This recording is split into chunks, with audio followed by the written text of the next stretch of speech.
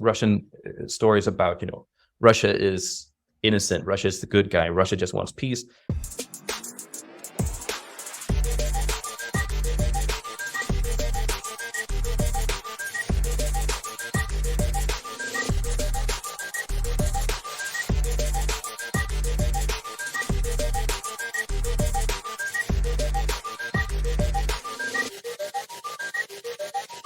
My name is Eva von Schaefer. And I am Daiva Repechkaite, joining you from Florence. So, who did we just hear?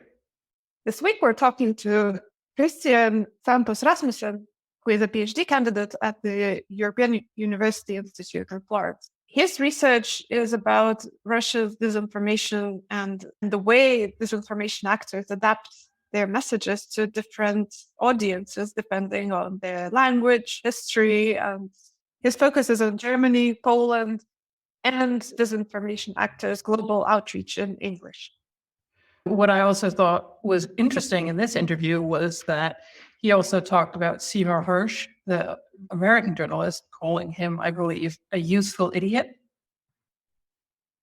There's a term that is being applied to people who are not directly influenced or probably not paid by disinformation actors, but actually in their own will and following their own beliefs, take these talking points and spread them further. And we talked a bit about disinformation around Nord Stream and how he sees disinformation developing in the coming years. At the end of the interview, so basically towards the end of the podcast, he will talk about how he thinks disinformation can be stopped. If you're interested in how anti-vaccine and energy disinformation overlaps, we have an episode on this. We'll link to it in the description. Okay, excellent. So let's start listening to our interview. Hi, my name is Christiern Santos Rasmussen. I'm a PhD researcher at the European University Institute, where I work on disinformation and specifically Russian disinformation campaigns. I also do a little bit on Chinese, but Russian disinformation campaigns. So my topics fall into three categories. It's looking at the spread of disinformation, looking at the shapes of information narratives, of strategic narratives that are being pushed, how do they differ between audiences, and then look at can these be actually countered? We've been looking at how fringe communities consume a lot of Russian disinformation and how we can try to intervene in those communities and inform them about the quality of the information that they're receiving and see if that actually changes. Is this an interest that you've had for a long time? I mean, what brought you to Russian disinformation? So I did an internship at a research center which was looking at attention economics.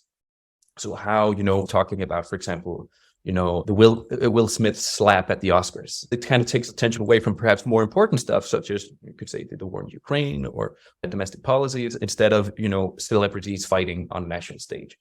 So that kind of like interest started pretty early on. And then I started looking at how was Russia actually using this kind of attention strategies to kind of absorb attention from the Western users. So I started like lingering a little bit into that got me into it. And then I finished my master's thesis on Russian disinformation campaigns in Eastern Europe and been working on Russian disinformation in a Danish context to kind of evaluate Danish policies on it. If we're talking about Russian disinformation campaigns, I wonder if you could just give our listeners an idea of what a disinformation campaign looks like. So disinformation, it comes out of you can say, like a long theoretical tradition within the Russian security apparatus of using information in an offensive way. Some people call it weaponizing information. I don't know if that's necessarily that useful to think about it in that term, but it is about managing information spaces and the information available to specific audiences to influence their decisions in a way that is favorable to you. And overall, it's an effort to kind of manipulate what kind of information is available so that we, the audience, are no longer making informed decision, but perhaps misinformed decision or being guided. So it is about manipulation. But what does manipulation actually mean? Does it mean that I suddenly believe tomorrow that Ukraine was attacking Russia and it is therefore the reason why the whole war started? No, it means, because a lot of Russian disinformation content actually does this, is trying to kind of push at existing doubts that I have. So for example, like Ukraine being a Nazi state. So the Azov battalion was affiliated with Nazism. So that kind of like already exists within my knowledge. And by pushing that button on and on and on again, I suddenly start to believe that I start to, or you can say like my inclinations are being enforced. So if I were to think about a disinformation campaign, is it fair to say there's somebody somewhere in Russia sitting in a room thinking of these stories? And what are the outlets that they use, let's say in Europe and maybe all over the world? You can think of it like different tranches of actors. So you can have someone who was very connected to the Kremlin. So for example, Kremlin came out, I think it's 2 days ago now, saying, oh, we found an antenna close to the Nord Stream 2 pipeline blow up. And this confirms the Seymour Hersh story about it was US behind it. So that came from such high top that it kind of looks like this is some information that comes from or is curated from the Kremlin. So that's a bit closer. Then you can think of like, so you have those who are connected directly to the Kremlin. So that would be, you know, whatever the press office from there would be saying. There is some research who indicates that the Kremlin has regular meetings with media outlets in both in Russia, but also outside of Russia. So Russia Today and Sputnik, for example, where they are being given. So this is kind of what we want you guys to talk about. Then we start to look into like people who are affiliated, but not directly like necessarily controlled by Russia. So this would be reporters who present themselves as independent, but have a very, very pro-Russian bias. And they know more or less what they're doing. And then you can go into and call them what used to be called the useful idiots. One could argue that Hersh has played that role with his analysis on the Nord Stream 2, because he claims that this is the US. However, his story of how this actually happened is full of holes. There's a lot of like errors in it. Whether he's aware that he's aiding Russian disinformation campaigns, we don't know. But he is, and he is being used a lot in Russian media. So you can kind of think of like the Kremlin at the center, and then you have more and more tranches down towards people who have no idea what they're doing. So yeah, you can say there's someone in Russia who's sitting and cooking up all of these stories, but I think it would be a very simplified description of it. So if we look at Seymour Hersh, what we would say, he's just been reporting, and I actually find Seymour Hersh really shocking because he was a journalistic hero to so many people. So is he just not doing his reporting? Is he being fed information? Do we have any idea of what the exact mechanics are?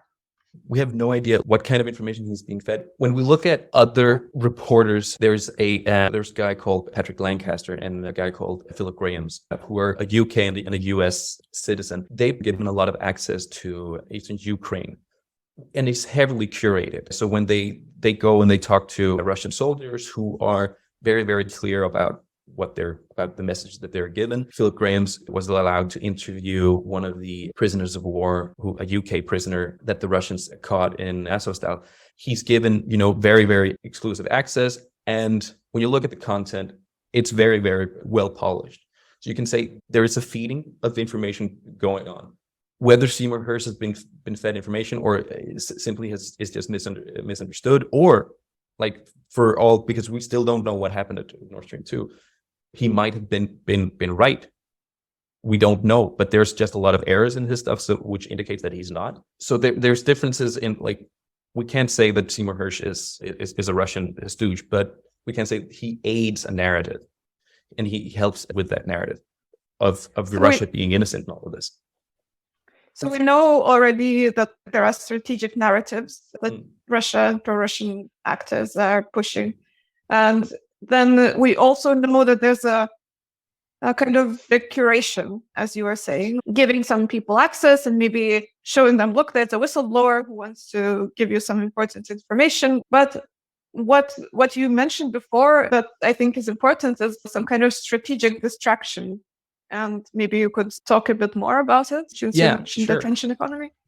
This is about driving attention away from different stuff. One example could be, but it's not a great example, but one example could be before the invasion of Ukraine, Russia was continuously denying that it had any soldiers near the Ukrainian border. Instead, they very aggressively pushed stories of Ukraine bombing civilian targets. So there was for example, like a kindergarten in Donbass who was constantly being referred to. And it was being pushed on all of the major. So we had Sputnik, you had RT, you had South Front, your Strategic Culture, who shared this story. And there was an attempt to divert our attention away from Russian soldiers at the Ukrainian border to Ukraine attacking civilians. That story, however, turned out not to be true. And if we take a look at the paper, I think, or the talk that you held recently, could you sum that up? So the paper tries to look at what kind of narratives are being pushed in Germany, Poland, and on English. And we did find a difference between them. So what we did was we looked on an aggregate level of what kind of stories were being pushed, like overall, and then we went in depth on Nord Stream 2 to see how was that being portrayed. And interestingly enough, then you can talk again about this attention dynamics. What we found was for Sputnik didn't have an article in German on Nord Stream 2 until around 2000, I think it's 20. So that's where the external diplomatic pressure from both the US and from some Eastern European countries, such as Poland, for example, became too big, and Ukraine, of course, became so big that they could no longer ignore it. But there was an interest in keeping it absolutely out of the agenda up until that. Whereas in the early 2015, you had a lot of them in English, and you also had already back in 2014 in Polish. There was an attempt to shape a narrative earlier in Poland and in global English-speaking narrative or audience than there was in Germany. So you can see some kind of a difference in mission focus. We ended up finding that there were some differences in what kind of narratives were being pushed overall. So for example, in Poland, because of Polish, you could call it historical trauma of Soviet occupation, also the history of the outbreak of World War II. And there's a hostility in Polish, we could call audiences towards Russian narratives. They had to deal with that. So they would be focusing on historic revisionism, telling that, this whole deal is fictitious, it's lies, and the Polish government is conducting a war on history against Russia. In Germany, there isn't that hostility to it. Instead, there would be a much more emphasis on, Russia is just being bullied and being attacked vigorously by the West. All of these accusations are lies. There were a few differences there. Looking at Nord Stream 2, it was kind of interesting to see how, for example, like the EU would play different roles in the English narrative, which is targeting like global audience, primarily an American and a UK audience. It was all about like the EU was a victim of US aggression because the US wanted to stop Nord Stream 2. So all of the sanctions against Nord Stream 2 were described as a violation of European sovereignty. I clearly remember that. Remember that. And I can't even say that I thought it was that wrong. So a problem about thinking of disinformation as either true or wrong is it doesn't really, it gives a lot of ground to, you could say, the disinformation actor, because there's a gray zone. There's always something that is more true than something else. There's something that is kind of an interpretation. Some of it is just, partial facts, partial truth. So when it came to the Nord Stream 2, there was a lot of it was kind of easy to make this claim of the US bulldozing Europe.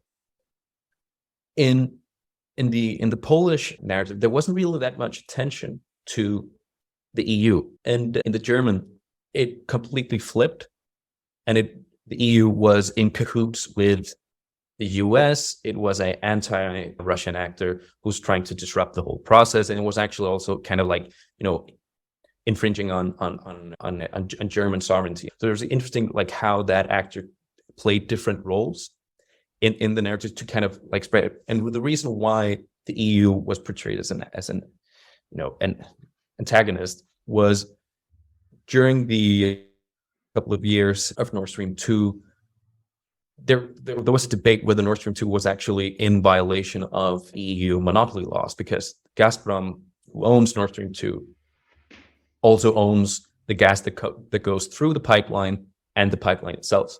So that was in violation with anti-monopoly law. So they had to recertify their operation, and that whole process was in the German narrative that Sputnik was pushing being interpreted as an attack from Brussels. So that kind of shows you a little bit of the difference. Do you think that there is just a reservoir, I'm going to say, of pro-Russian sentiment in Germany? I think there is so first of all, there has been a growing increase in fringe communities in Germany. We did another study on fringe communities in Western Europe, and Germany has quite a lot of them. So already there, fringe communities are people who usually consume a lot of misinformation, who believe a lot of conspiracy theories. Germany is a big country, so there was a big audience who would be kind of accepting of these narratives of conspiracy theories targeting the US. So that might be one thing. I also think that there is a historic difference in that the German interpretation or the German story of World War II is one of accepting total responsibility of the war, which also means that everyone who were fighting you was basically a good guy. So with the Russian army is seen as liberators in the German narrative. In the Polish narrative, they're not. They're just seen as, a new occupier. So there you have two very, very different approaches to Russia, you can say Russian narratives, pro-Russian narratives, Russian stories about, Russia is innocent, Russia is the good guy, Russia just wants peace. It's a hard sell in Poland. It's an easier sell in Germany for that reason. I also think, especially now during the war in Ukraine, there is a culture of pacifism and a culture of anti-war in Germany that has been very, very beneficial. So again, it's not necessarily about convincing you as an audience of a message. It's making you flip your opinion completely, but it's also about pushing the right buttons. And there you have a lot more buttons to press in Germany than you have in Poland. And I was also thinking about what you said in the talk, that in a way, Sputnik and other pro-Russian outlets or Russia-linked outlets take a stance on each country's elites, and they try to promote a certain position. They are speaking to certain audiences that are already unhappy. So maybe you could expand on that. What kind of image are these disinformation outlets portraying? One of the problems for a lot of Russian disinformation is that not every elite in Europe is interested in buying into their narratives. So they tend to go after, or tend to have connections, both financially supporting parties, but also just giving more airtime to populist and far right parties, because they're in opposition to the established parties who are more pro-American than they are pro-Russian. So that's why they have to go to, you can say, people on the extremes or on the fringes of the political spectrum. One where this is kind of obvious is during the last German Bundestag, for Parliament, Russia Today and Sputnik would give a lot of airtime to Alternative für Deutschland, the far right party in Germany, would be very, very talk a lot about their politics, also talk about issues related to their politics. So, for example, very much on immigration, they would push a lot on anti-immigration stories, and they would be very critical towards the Green Party, because the Green Party has been opposing very adamantly Nord Stream 2, and also took a much more anti-Russian political stance when they came into government. In that sense, they are according to some domestic elites. But a problem is, we have, especially in Western Europe, a very pro-American view in general, and that's seen as direct threat by Russia, because it still operates in this basically a Cold War mentality of if you're not with us, you're against us. And if we're looking at the fringe groups that you were talking about, if we look at Germany, for example, is there anyone on the left? So interestingly, just before this podcast, I was looking at how often Timo, who was the leader of AfD, would pop up on interviews on RT and Sputnik. And he gives a lot of interviews to RT and Sputnik, which is kind of interesting because both of those platforms have been banned in Europe. So his primary audience in Germany doesn't have access to it unless they use, VPNs or other kind of like points of access. So that's kind of interesting. He's been pushing a lot of it. Then I did the same to look at, Die Linke, and you have Sarah Wagenknecht. She doesn't appear that often, but her rally for peace, I think it was a couple of weeks ago, does appear, and it comes up. And there you have there you take, or there Sputnik and RT would take, snippets of interviews she gave to other newspapers and kind of like insert them and use them to kind of like, fill out an article. So there isn't that much of attention to, Die Linke as one might believe. However, when you look at, previous disinformation campaigns in Eastern Europe, has been a tendency of drawing on, former communist networks. So the successors of the Communist Party in Eastern Europe have been, very, very helpful. So there you have some kind of connections. I think there's been a lot of focus on the far right in the literature in general, but also like in journalist investigation and independent research, non-academic research, if we can call it that. Not that it belittles it or anything, but there's been a lot of focus on the far right. And I think one of the reasons is that the far right has co-opted a lot of, again, conspiracies and stories that make them more vulnerable to believe a new conspiracy. But again, you can press on a lot of buttons. You can also press on a lot of buttons on the left. One example is during the 2016 U.S. presidential election and the last one here in 2022, Russian disinformation campaigns and like botnets and media outlets would actually target the Black Lives Matter movement. And by like pushing stories of saying, every police officer is a racist, and this is an inherently racist country. Why should you vote? This is just ridiculous. They're never going to be with you. So it's also like tapping into frustrations that are inherently legitimate in the U.S. Just as easy as you can tap into a frustration of being disenfranchised and having lost lost in the globalism race. So you can still like tap into frustration just by doing that. And there's frustrations all across the board. But are the left-wing actors responding as enthusiastically to this? And so are they amplifying? Are they giving interviews at all? So we have to look at like every campaign by itself, right?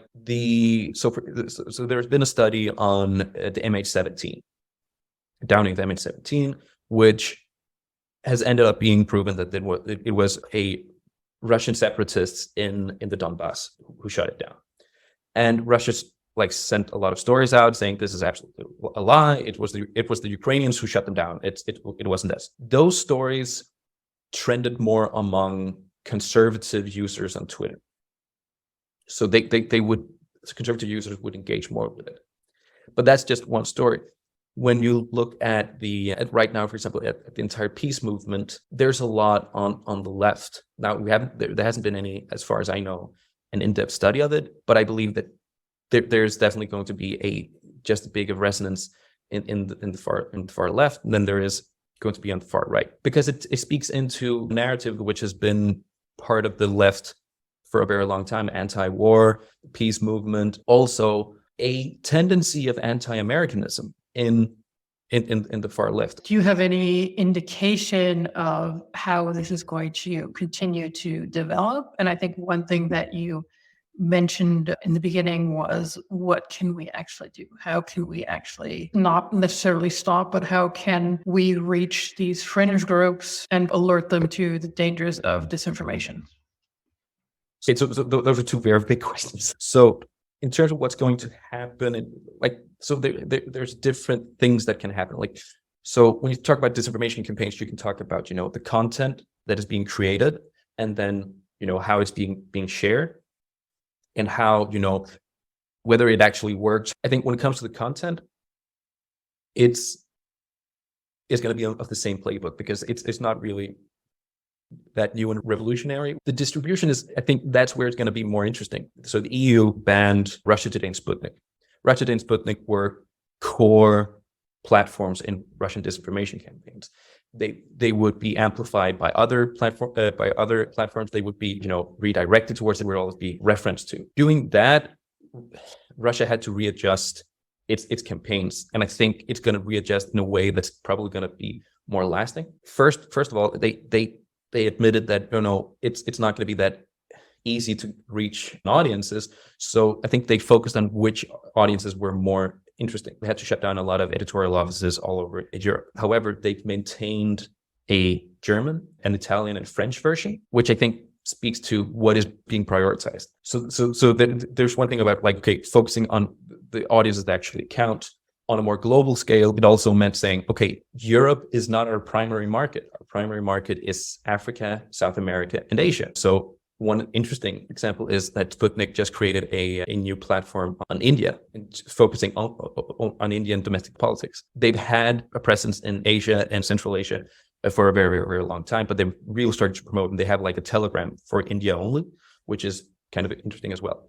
And even though, you could say for a while, the entire system collapsed, but it is slowly started to rebuild. And it's been rebuilding in different ways. So one way is to shift traffic from Russia Today's Facebook account to hosts their radio shows and TV shows. So a lot of the TV shows on Russia Today and some of the radio shows from Sputnik still have a presence on Twitter, Facebook, and YouTube, and you can use their accounts to kind of spread the same content. A lot of those will also have, pinned at the top, please go to these platforms where Russia Today is still active, and kind of redirect the traffic to that. Another thing in terms of distributing is starting to use more, you can say, modern platforms.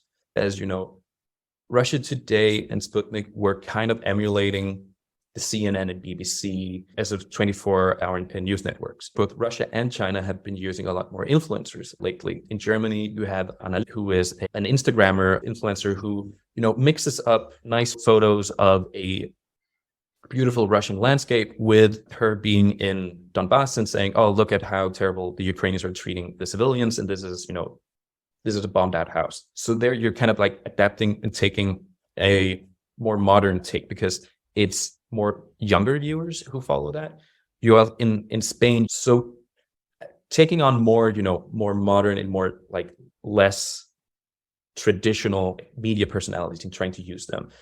So I think there's a shift towards, instead of, broadcasting, going into microcasting and focusing on influencers with, a more interesting audience. Another thing in terms of redistributing is during COVID, because we censored so vigorously on traditional social media platforms like Facebook, Twitter, and YouTube, there was an audience who had to move over to alternatives, and those alternative platforms suddenly got a much bigger, user base. So Rumble, BitChute, Odyssey, those platforms that grew out of the COVID pandemic have kind of started to be co-opted by Russian disinformation actors. So Russian disinformation actors would usually have a presence on Twitter, but also on Rumble, on Odyssey. Russia Today keeps an active profile on both Rumble and Odyssey, and redirects all their traffic towards them, because they know it's accessible to countries or audiences in Europe. One platform which, with the war, has become absolute central is Telegram. And in research, especially academic research, we've had an extreme focus on Twitter. If that's not really your primary audience, why invest in Twitter? Looking into these other platforms is going to be much more important, because they are going to be the new platforms that are interesting. For China, this is all about TikTok. There are some Russian disinformation actors who are active on TikTok, but they've been more focused on Instagram. They've been more focused on Telegram. Telegram is huge. How can, let's just say, European or other global democracies, what can we do? Is there some kind of solution, or is it just it's only going to get worse from here? I think there are two ways to go about this. One of them is censorship, and the other is counter speech, counter narrative. And you can do both of them badly, and you can do both of them in a more like intelligent way. I think the censorship and the effort to censor Russian disinformation on large social media platforms is going to backfire on the long run. It's going to give, on the short run, some benefits because, the broad audience who are not active on these fringe, because they're still fringe platforms. Like it's not normal to have an Odyssey account. It's not normal to have a Rumble account. It's starting to be a little bit more, normal to have a Telegram account. And I think it's like, especially in Eastern Europe, it was always like kind of a thing to use Telegram. But shutting down on these platforms is going to move. You're just going to move it towards another platform where that platform is going to have a user base which is more vulnerable, more susceptible to these narratives. I think one of the more interesting is from this war has been Ukrainian communication. The Ukrainians are also like pushing some propaganda. They're also like, what do you call it? I won't call it disinformation, because I think there's actually a lot of truth in what they're saying, but it is sometimes cherry picking of reality, right?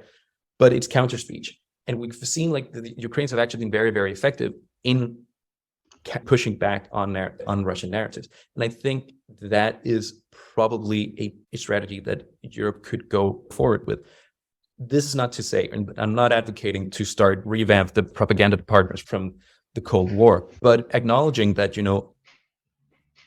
providing a narrative, a counter narrative to Russia is very, very important. And it's very important to make sure that, the stories and facts that doesn't really fit into Russia's narrative actually come out. So we need to create, or we need to be better at providing narratives which are, first of all, factual.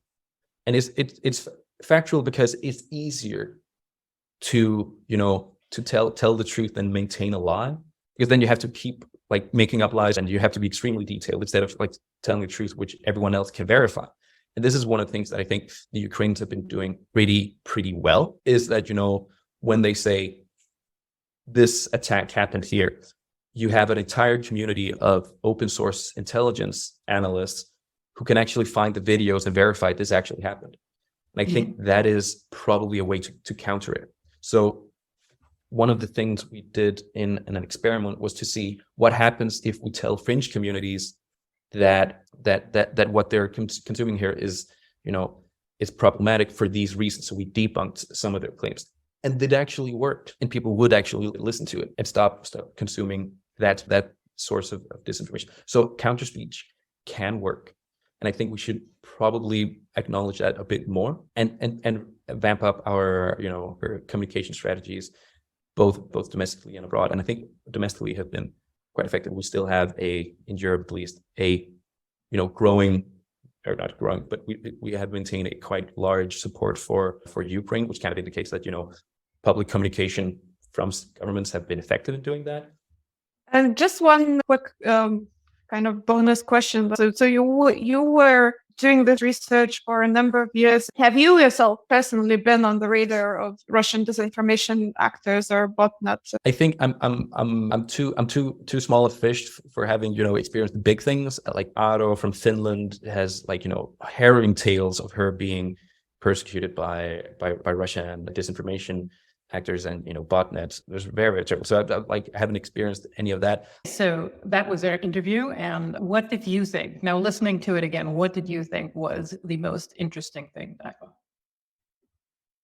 I thought it was very interesting that he shows how there is this kind of murky zone in which a lot of different actors are swimming, and there's a kind of there's a network of actors with different levels of proximity to the Kremlin, and we don't have to see them as having equal power, but actually they do have a lot of power over their audiences. What I think I would definitely want to follow is the use of influencers and the use of this kind of very, very diffused, very decentralized media landscape.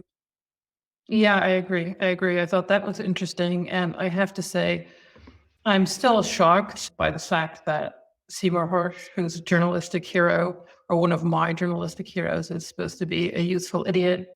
Yeah, so as we are recording this, there are still no conclusions on the Nord Stream sabotage, and so I think it's something to keep in mind for those who are listening to this later, and we will see what emerges. Exactly. And if anything does, if anything does change, of course, we'll add the links to the show note, and the transcript will be on our website. And thank you again for listening. And we'll be back with a new episode in 2 weeks. In the meantime, you can find us on social media, not on Telegram, but on Twitter, Facebook, and Instagram. See you in 2 weeks. Bye for now. Bye.